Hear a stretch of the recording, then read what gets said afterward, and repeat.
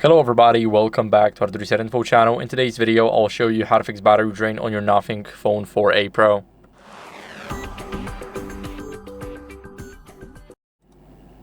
So first, what you guys want to do is go over into the settings. Now in the settings, we're going to open the battery, and here we want to click on battery usage.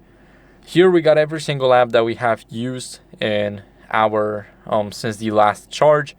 And basically we want to check for apps that I got a lot of work in the background. For example, messages, as you guys can see, we cannot change them, but we need to find an app that we can actually change. For example, Facebook, we want to disable allow background usage for every single high usage app that we do have on our phone. We want to set it to restricted because we don't want our battery to drain while we're basically not using it.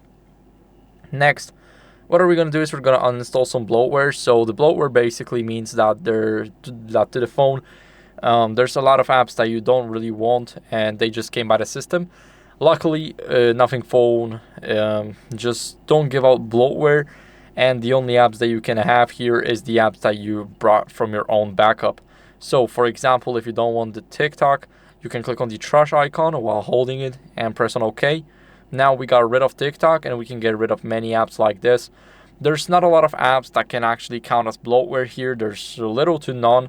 And what are we going to do next is we're going to install AccuBattery from the Google Play Store. And we're going to go to search for AccuBattery. And this is very important because we want to check if there are some errors with our battery. Make sure to ignore any sponsored ones. Click on AccuBattery made by Digibytes. Click on install. And it should install pretty quick. It's only like less than 15 megabytes.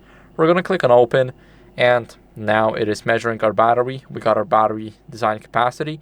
Of course, we don't really need to change it here. We can just click on finish.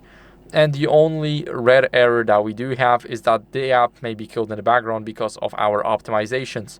So this is not really what we're looking for. If there's no red errors, you can just go ahead and leave the app. You can even uninstall it. But of course, you will have to do that from the app drawer. And after doing that, what you can do is simply restart the phone. So to restart the phone, you press the power button, the volume up button, tap on restart, and the phone is now restarting. So I'll see you guys in a second once the restart is done.